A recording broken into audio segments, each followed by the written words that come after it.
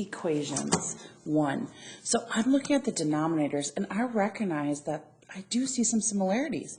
If I factor out an x, I'm left with x times x is x squared, x times negative 3 is negative 3x.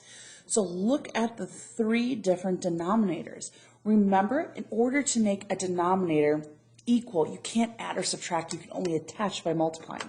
So I recognize that a great common denominator would be x and x minus 3.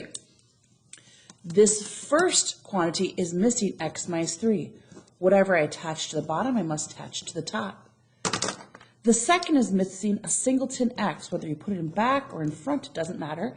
And the last quantity already has an x and an x minus 3. So now each one has x and x minus 3. As long as the denominators are the same and you're working with an equation, you get to cancel out the denominators and just solve the top. I'm going to distribute the negative 2. Negative 2x plus 6 plus 5x equals 4. I'm going to combine like terms to get 3x plus 6 equals 4. Subtracting 6 to both sides, different sign subtract, keep the sign the larger number. Divide by 3. But remember, at this level of your math, now you got to go back and check, does it work?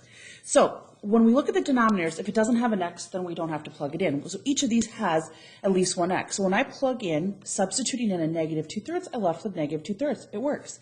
When I take a negative 2/3 and subtract 3, I'm not going to have 0. That's my only concern. Will I have 0? And we can see I don't have 0. Lastly, whenever you plug something in, again, we want to use parentheses. So there's negative 2/3 minus 3 times negative 2/3. And I don't have 0. So each one of these quantities, when you substitute a negative 2/3, does not equal 0. That means this is the solution.